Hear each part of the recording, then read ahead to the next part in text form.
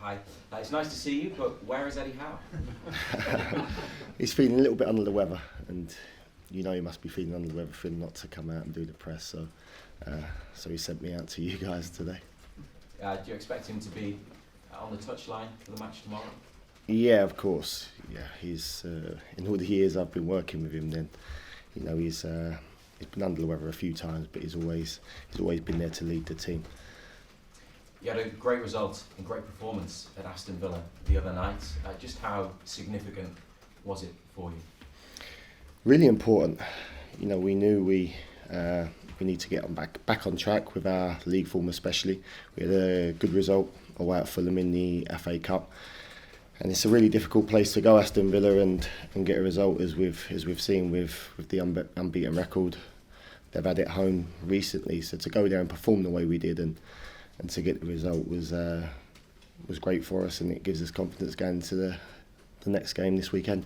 And you mentioned the wins that you've had in the FA Cup, but in the Premier League things have been a bit tougher for a little while, and I'm sure internally you didn't lose belief, but how nice was it to remind the supporters just how good this Newcastle team can be, because you did that at Aston Villa? Yeah, we did. We was more back to our old self. We've had a lot more contact time on the training ground with the team and with the players, and I think that's shown in our last two results and performances. And as you say, you know, hopefully now that can be the springboard for us to go on and perform as everyone knows we can. Because you had that spell probably from, I don't know, late October or early November up until just after Christmas, where you were playing every 3 or 4 days. Now it's a bit, I know you had a midweek game this week, but it's been a bit clearer recently. Just how crucial is that for you to have that time with the players, given the way that you like to work, and it was something that you had last season, of course? It's really important for us to have that contact time, to be able to get out on the grass and to do the work that we need to do to give ourselves the best possible chance of going out and performing the way we know we can. And I think that's shown in the last couple of games. And you know, we've come off the back of a real difficult schedule with the run of fixtures we've had and with the amount of injuries we've had. And you know, I think that sort of probably showed in some of our performances. But you know, the last two results have gave us a lot of confidence, and hopefully we can now build on that. You played Luton away from home just before Christmas. They're now outside the relegation zone after a big win over Brighton the other night. What have you learnt about them over the last few weeks, you know, from the match that you had and the way that they've picked up and carried on getting results? I think you've got to give Luton a lot of credit. You've got to give the manager and the coaching staff a lot of credit for their recent performances. I think since they've played us, the last 8 games, they've been on a really good run, show some really good form, and they're a really, really difficult side to play against. And I think with their recent results and with the amount of goals and the goal threat that they carry, they're a dangerous team. So credit to Luton for the way they've been performing. But you know, it's good that you know you look at our performance against Aston Villa, and you know you look at us play sort of there and see we're back to our old selves. So you know, it should make for a really good game, and you know, hopefully we can go out there and deliver another good performance the weekend. And you moved up the table obviously through the victory over Aston Villa, and after the match you were back in the European places.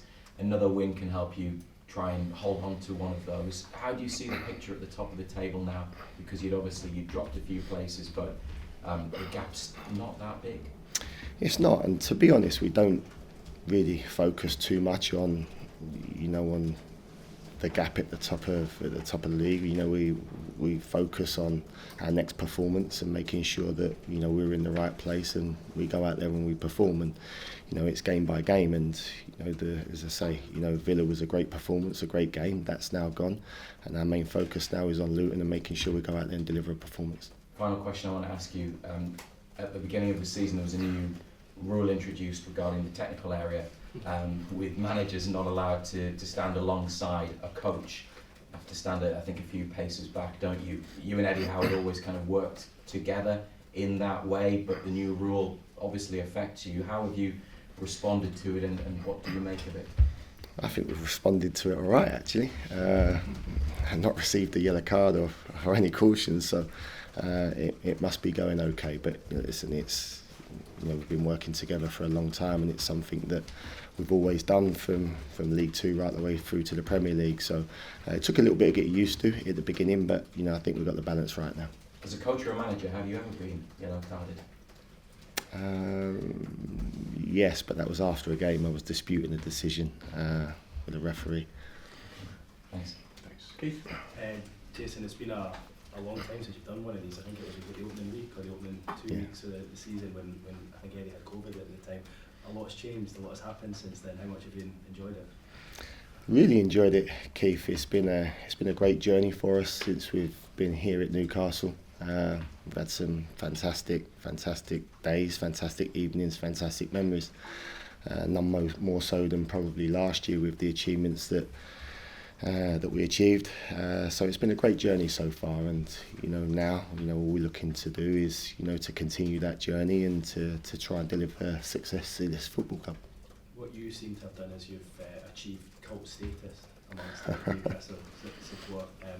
Is that something, I guess you're aware of it, but do you enjoy that? You know what, it's great. Obviously, out of two, you want to be loved or choice of being loved or hated, and you're always going to choose sort of to be loved. But I've got nothing but good things to say about the Newcastle fans. The way they get behind the team, the way they get behind sort of the staff, and as you say, they've shown me a lot of love, and I'm really thankful and appreciative of that. It feels very much like when you watch the two of you in a touchline and Razor touched on it there, it feels a little bit like it's like good cop, bad cop with yourself and Eddie. Is that something that you've worked on over the years? Because Eddie's come in here before and said, look, this isn't a new thing with Jason. We've been together for a number of years and it's always been like this. Is that something you guys work on, or is it just a chemistry that has developed over the year? I'd say it's the way we've always been, really. It's just the chemistry that's developed over the years. We never really speak about our behaviour really on the touchline. Our main focus is always the team and getting the best out of the team, and if we have to adapt during the game and speak about that and what we need to do. So that's always the main focus, not how we act. We obviously want to act in a professional way and represent sort of the club in the right way, but as I say, we've been together for a long time, and the way we are now is no different to the way we was, back in League 2, League 1. What's your thoughts on the nickname Mad Dog? Yeah, it's stuck anyway. It's been there for a while, and there's obviously a lot of memes going around and stuff that I get sent from time to time. But it's all within good humour, and it's fine, no problem. In terms of the injury situation, obviously you've not had your problems to seek throughout the last sort of 2 or 3 months. Is it looking better at all for the weekend? Is Harvey Barnes, is there potential for him to be back involved? There's a potential. There's a couple of lads that are getting closer. We've got another training session today, so once training's done today, then you sort of assess the squad and assess where everyone is, and it's certainly getting better than what it was in sort of a few weeks ago. You got sort of Harvey, Callum Wilson, sort of Joe Willock, sort of pretty close. Whether they're going to be fit enough to be involved tomorrow, we'll have to make that decision sort of later on today after training. Yeah, so there's a question mark over all 3 of those. There's a question mark sort of over all 3 of them. Harvey and Callum sort of probably a little bit ahead of Joe, but still there's still they're sort of out on the field sort of doing their stuff, and we just have to assess sort of where they are and to make the right call whether we involve them or not. And how's Alex after the other night? Obviously withdrawn at Villa, and he gets a scan earlier this week. How's he looking? He's a lot better. He's improved. I say he's a lot better. He's improved. Wednesday, Thursday, and sort of this morning. Again, there's an improvement. So again, he'll be one that we'll have to assess after today to see sort of if he makes tomorrow's game or not. Oh, so he actually has a chance. He's got a chance to be involved tomorrow, but that's one we'll have to assess today, take advice from the medical team, and then sort of see where we are. Okay, thank you. Andy? Morning, Jason. Good to see you, and hope Eddie's feeling better very, very soon. Just from the other night, how nice was it for you and Eddie to watch it back the customary, 10, 15 times the game and actually have a positive result for an away performance? Yeah, it was a really good performance. We knew going into the game what a tough place Villa Park is to go and get a result, and they've had a fantastic season, been doing incredibly well. So it was always going to be a tough game for us, but the most important thing for us was that we went out there and we delivered a performance. We had a really good training week last week, so we was confident going into the game that we was where we needed to be, and to deliver the performance and get the result we got was really, really satisfying. Obviously, watching the game back, as we always do, we was really happy with the performance and with what we see. It's the first time I think I've seen, since covering football, a player swap his shirt for a chocolate bar, but Bruno seemed to do that when he left it. Did he at least share it around the dressing room afterwards or not? It took a bit of persuading, but he did. Yeah, no, he did. I think it's players always give out their shirts to fans, and it was nice that one of them got something back in return, and the lads surely they enjoyed a few kingdoms after the game. Yeah. How nice was it to be back in the midst of a dressing room full? So I need to ask you, with obviously being in the press conference today, how do you always end up in the centre? A lot of it is superstition. I think you probably look at most photos and you'll see people who are pretty much in the same place. It's just the way it is, and it's not. I know there's a lot of stuff that gets said in social media and stuff, but I take that with a pinch of salt. It's just that's how it's worked out, and you tend to stick with where you are. Great news, obviously, on Lewis Miley this week, signing a new long-term contract at the club. With Lewis signed down, how important is it, how crucial is it, I suppose, to Newcastle's future success that other players are tied down, the likes of Joe Linton, if Newcastle are going to advance and progress? I think talking on Louis Miley is an exceptional talent, and I think it's 17 to do what he's done this season. Coming to the team and perform as well as he has is been a great achievement for him. So we're delighted that Louis Miley's signed a long-term contract, and as I say, every club wants to keep all their best players, and we're no different to everybody else. You touched there just when speaking to Keith about the furore around yourself. Is crazy the right word to describe it, since you've been here at the club and have the furore around yourself, whether it's the touchline, whether it's, I think a video was released by a betting site this week about you. Is that all a bit crazy to you? Do you know what? I take it all with a pinch of salt, to be honest. I don't really take too much notice of what people say and people put on social media. That's part and parcel of probably doing this type of job where you're in the spotlight. Just the most important thing for me is focusing on the team and focusing on what I do to assist the manager and to get the best out of the players and the team, and that's all I can focus on. What goes on around that is out of my control, but I take it all with a pinch of salt. Just on Luton, was that result at Kenilworth Road and the performance at Kenilworth Road, was that one of the more, I suppose, difficult times of the season now? Of course, we certainly wasn't happy with our performance at Kenilworth Road, and certainly not the result either. It was a time where we was coming off a really tough schedule. Disappointment of the Carabao Cup result at Chelsea just before that, and so we certainly wasn't happy with our performance at Kenilworth Road, but that was some time ago now, and just focusing on the recent couple of results and performances, they've been much better than what they was on that day. So that's what we're focusing on, and now we're in a good place to go out there and deliver a good performance tomorrow. And just finally, just with the last couple of results and with the run of fixtures coming up there, as in Premier League standards, I suppose a little bit kinder, is there the opportunity to generate that sort of momentum if Newcastle are going to make an assault on the European places now? Well, I'm not so sure you can probably look at the Premier League that way in terms of any result or any fixture being kinder to another. You look at probably going to Villa Park on Tuesday night. No doubt there would have been a lot of people sort of probably that didn't expect us to go there and deliver the performance and get the result we got. So we know every game is tough, and there's no sort of give me a 3 points in the Premier League. So all we can do is just make sure that we're fully focused. We've done our preparation, and everyone's in the right place to go out there and deliver a performance. And we're confident that if we deliver the performance we know we can, then that'll be good enough to get 3 points. Thanks, Andy. Alistair? What's the mood been like in the squad this week after that win? Was it a bit of a relief? The mood's been good. I've got to say we've got a fantastic change room with a great bunch of lads. the togetherness I think is there for everybody to see, and through the good times and through the bad times, we've been together. We've believed in what we're doing. We've believed in each other.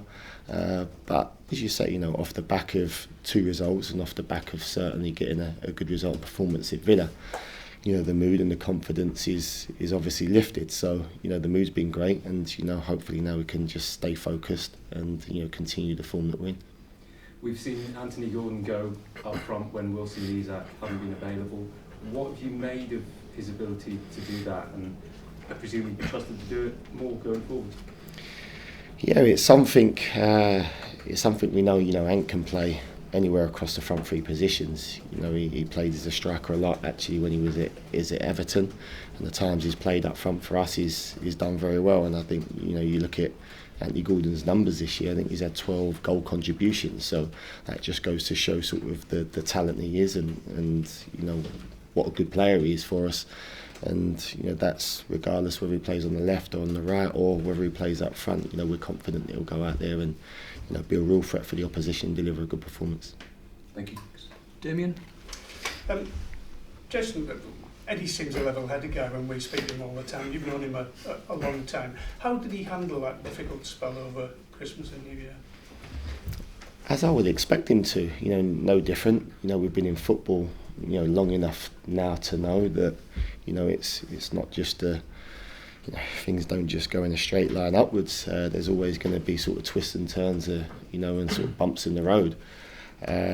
But the most important thing is that you have to stay level-headed, and I don't think there's probably a better manager sort of that's that's out there that understands that, and sort of his previous experience of what we've gone through in the past. I think helps you sort of deal with these moments, and Ed's brilliant in them situations. Stays focused, focuses on the next game, and our preparations sort of don't change, and the work we do don't change. And I think that you hope that you stick with them beliefs, then you come out the other side, and you get the results that you can, and that's what we've done sort of in the last couple of games. But that's just the last couple of games. We've got to make sure now that we do it. But he's been great throughout the whole time of our time together as a management team. As you say, you have a long history together. How have you seen Eddie develop over the years, and particularly since he came here? Of course, no doubt, been working together for a long time, so you see each other sort of develop, and new experiences and different challenges sort of help you within that. And I've got to say, sort of he's been fantastic since his time at Newcastle, and he gets better sort of season upon season. Always looking to find that extra sort of 1%.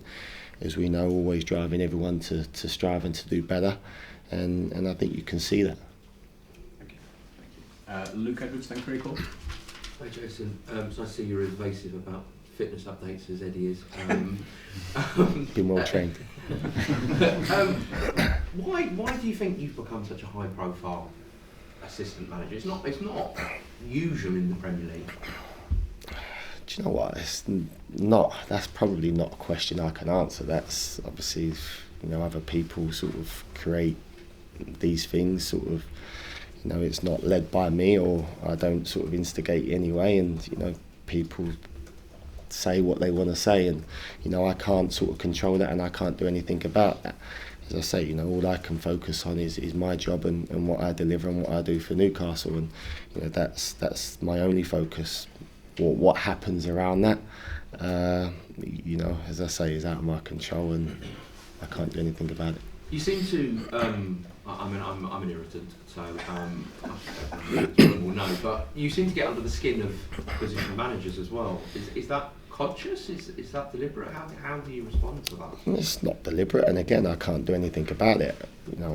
I'm just me, and I won't stop being me. I think if all of a sudden, because of what people say or what people do, if anyone thinks that's going to stop me behaving in a certain way or stop me sort of being me and being my real self, then it's not going to happen, because then, I wouldn't be me, and listen, I don't mean to get under opposing manager's skin and sort of almost upset anyone, but you know, all I'm interested in doing is, you know, helping Newcastle United win football matches, and you know, once kickoff's there, then that's my only motivation, that's my only goal, is to do everything in my power to help the team. And you know, if that upsets a few people along the way, then so be it. I think that's why Newcastle United supporters love you. I think you probably just summed it up there. They really appreciate the fact that you don't seem to care really if you're so big.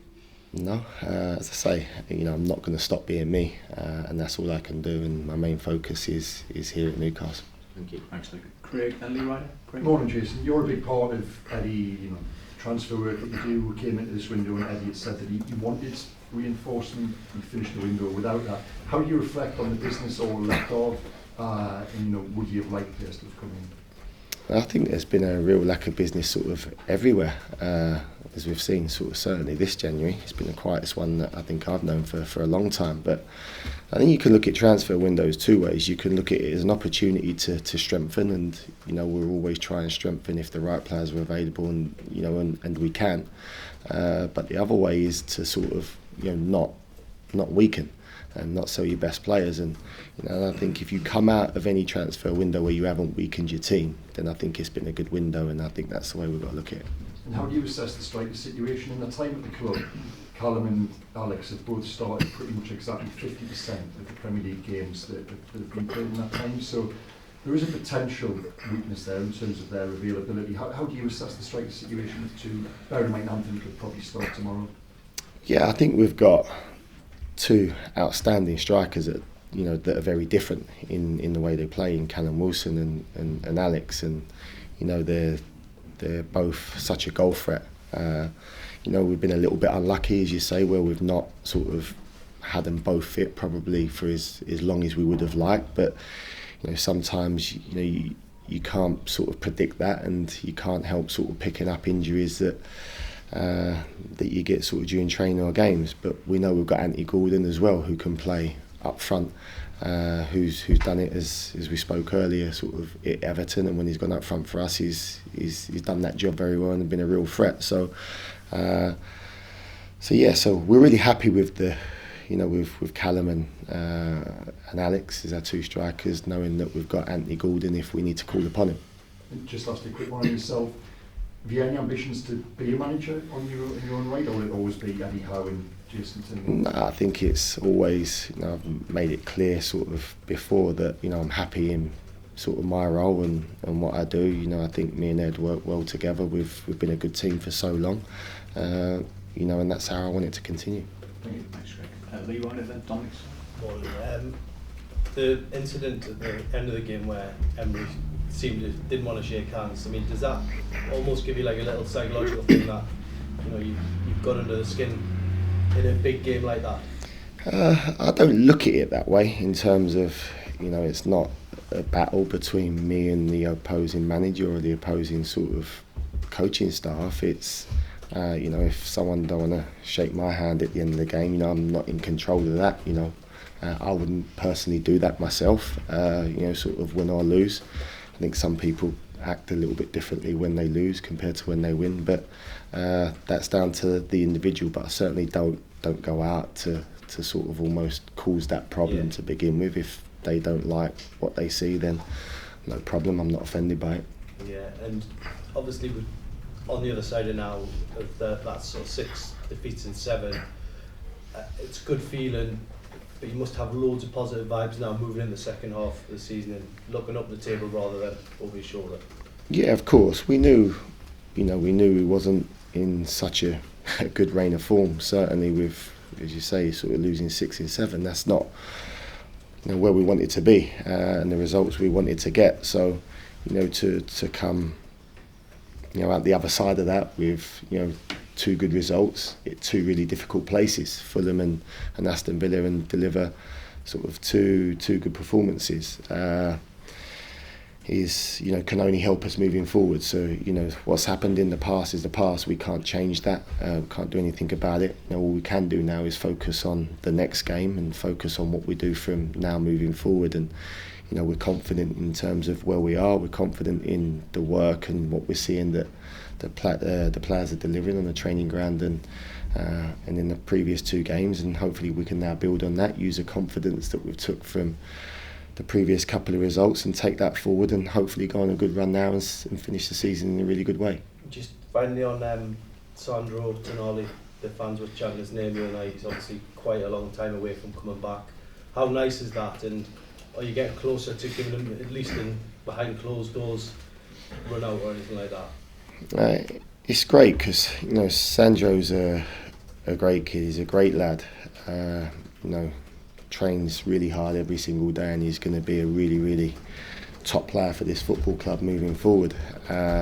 So to see the fans shining that love, I think during a difficult time for him is obviously really important, and I'm sure he'll take a lot of confidence and love from that. We've got quite a few months until Sandro can obviously actually play a competitive game, but certainly nearer the time he'll be playing a lot more competitive football. He's training well every single day. We're doing work with him every single day to make sure that when he does come into the team, he's ready, he understands, and and he can then go out there and show all the Newcastle fans what a top player he is. Dom, John and then Chris. Morning Jason. Just on the subject of training, do you expect Eddie to be taken to this session? Yeah, I think Eddie will certainly be out there today and take some part of training at least for sure. And then I imagine he'll probably go home and rest up and make sure he's in the best physical condition possible for tomorrow's game. Just going back to injuries, how close is Jamal Lascelles? You did mention him before after missing the last 2 games.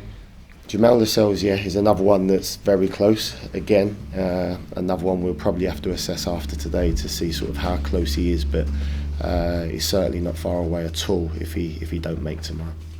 Okay. John. Hi Jason. There was a lot of speculation surrounding potential outgoings in the final weeks of the window. Just how pleased are you to see the squad stay together? Really pleased, and I touched on earlier, I think certainly transfer windows, you never want to lose any of your best players, and I think there's been a lot of paper talk and a lot of publicity around players potentially leaving the football club. I know there's been a lot said about Callum, a lot said about Kieran, but a lot said about Miggy Almiron, just to name a few. But I think it just goes to show the professionalism and the attitude and the commitment of them type of players. You just look at Miggy and Kieran, the contribution that they made away at Villa on Tuesday night. Both players was outstanding, and I think that just goes to show what type of characters they are and how much this football club means to them. And was keeping the squad together more important than signing the Cummins this month?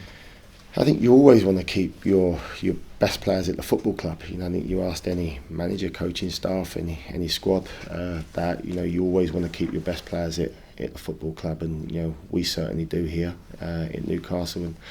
And to know we've still got everyone available now for the second half of the season, we're delighted with that. Thanks. Chris. Morning, Jason. Morning, Chris. You mentioned keeping the squad together, but since the takeover and since you guys arrived, that it felt like a very different transfer window this one to previous ones. It's been about who you could sign rather than who you might lose. Has it felt different in that sense for you this month as well? I think it's probably felt a little bit different in the sense that there's been a lot of speculation in terms of there's been a lot of our players linked with other clubs. But as I said before, we've got an exceptional group of players in the change room, very level-headed, very professional, and just touching on Miggy and Trips there, and that just goes for the whole group of players. Their commitment to this football club, I think, is always been there, and that won't change. So what gets said about them and what speculation there is out there, I don't think that will change almost their mentality towards their performance for the club. In terms of Miggy Almiron, how did he respond to all of that sort of speculation? I know he was ill at the same time as well, so how was last week for him? We spoke to Miggy a couple of times last week, and I think anyone that's come into contact with Miggy will know what an unbelievable lad he is. He's never a second problem. Trains to his maximum every single day, and every time he puts on a Newcastle shirt, you can see the level of effort he always sort of gives to the club and to the team. So he was fine, and to come on at Aston Villa when he was probably only 50% sort of from a physical perspective, because he was really under the weather for the previous few days. So to come out and deliver the performance he did, and to sort of run as much as he did, just is testament to sort of him and his character. Just finally on I think Reza mentioned the rule that was brought in at the start of the season to stop sort of like more than one assistant being on the touchline. That seemed to be the rule that was introduced for you. Jurgen Klopp, I think, even referenced it, that it was specifically. How did it feel that it was basically seemed as though it almost was targeted at you in Newcastle? Yeah, it probably was, wasn't it?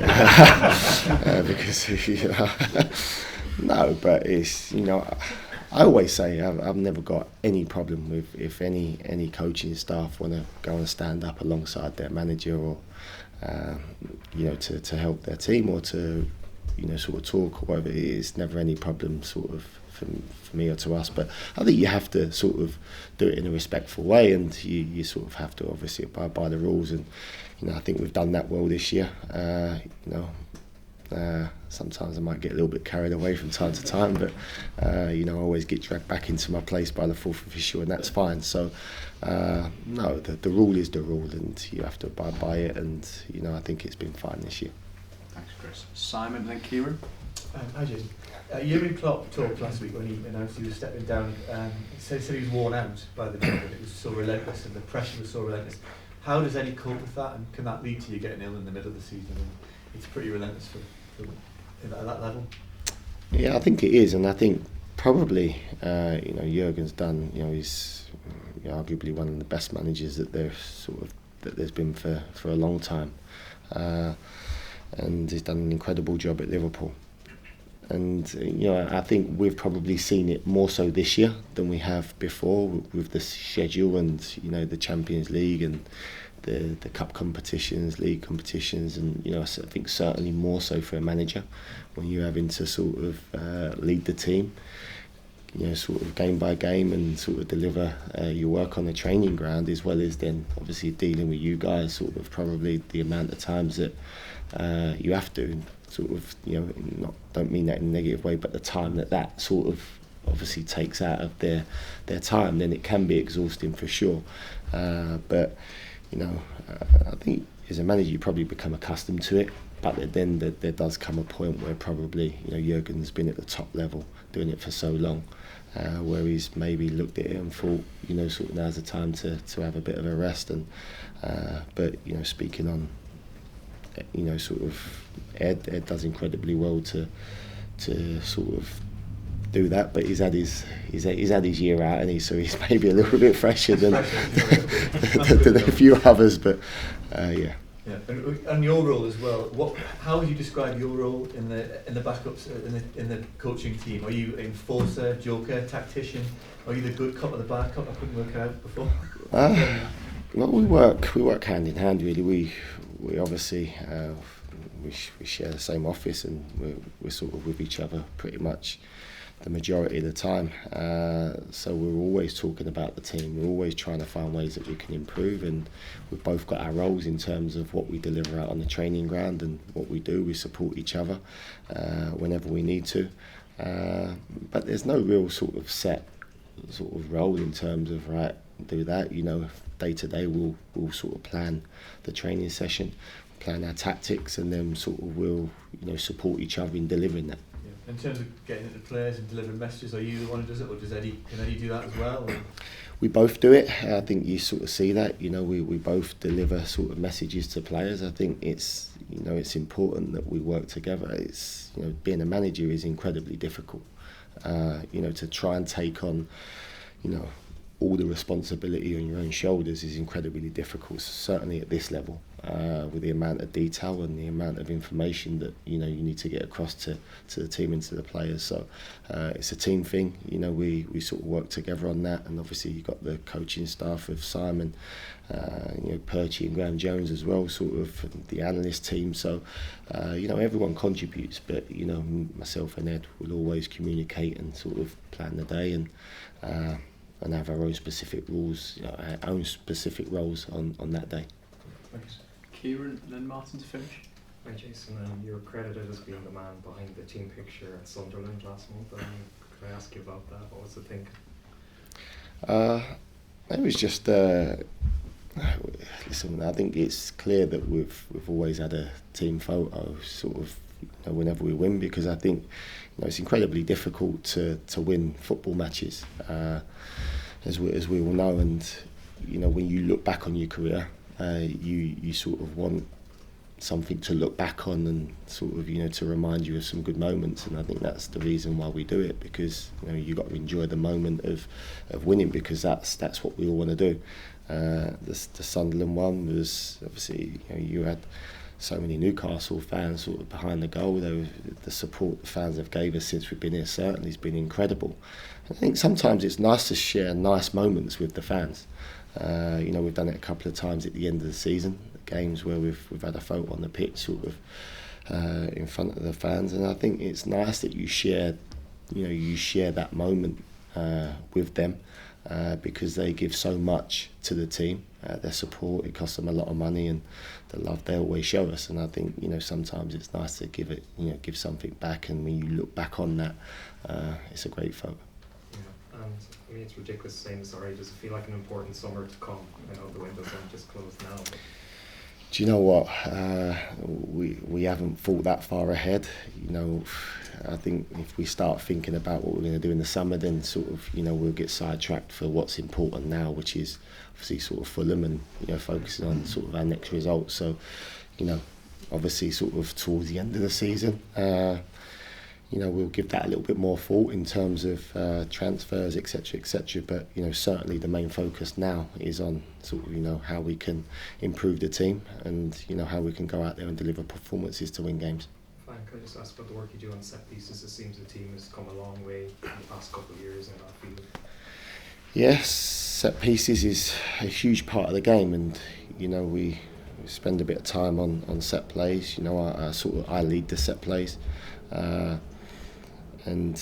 I think it's really important that you're well organised, and we always sort of pride ourselves on trying to be creative and making sure we're well organised, and we try and cause the opposition problems wherever we can. And I think if you can do that, then it gives you a bit of an advantage. And it's nice. In the last two games, we've obviously scored 4 goals from set plays, and hopefully we can continue that now for the second half of the season. Martin to finish. Hi Jason. Just how good a coach is Eddie, and what is his level of commitment to the club that people don't see? As a top coach, I don't think you achieve what is achieved without being a top coach. He's in there with the elite bracket, in my opinion, of top coaches out there.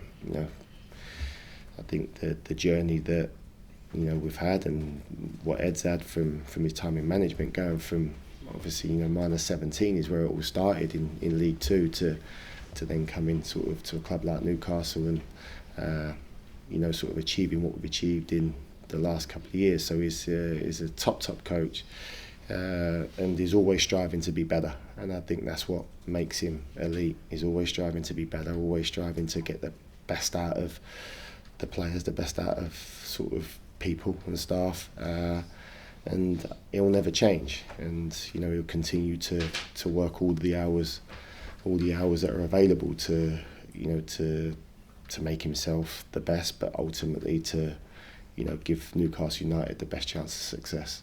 And how did the players respond to him on the training ground? I think I suppose the best way to answer that is to what they deliver on a match day. And I think you've only got to look at the level of commitment that the players go out there and deliver, and the performances that they deliver, I think is testament to to the manager and to the work that gets done. So, you know, they've all got a fantastic relationship with him. He's always very, very honest with everyone and with the players, and has a lot of individual meetings. And you know, I think what you see is testament to what he delivers. And sorry, last one. You've been heavily involved, I believe, when the players do their life stories. How important has that been for the unity amongst the players and the success you've had over the last 2 seasons? Yeah, I think all that sort of stuff is really important to bringing everyone closer together, because as we know, you know, everyone's got, you know, different backgrounds that, you know, I'm sure sort of everyone, even in this room, is, you know, if no one would probably know the background that they've had and where they've come from and what that looks like. And I think, you know, that type of thing, you know, brings people closer together. You get a better understanding of the individual, you know, and what they need and the experiences they've had. So, you know, that type of thing sort of does help, brings everyone together. And I think, you know, I think it's clear to see the unity of the group that we've got here, not only the players but the staff and the fans. And I think, you know, it's so powerful that we've got that, and, you know, we'll do our utmost best to sustain, you know, to try and keep that.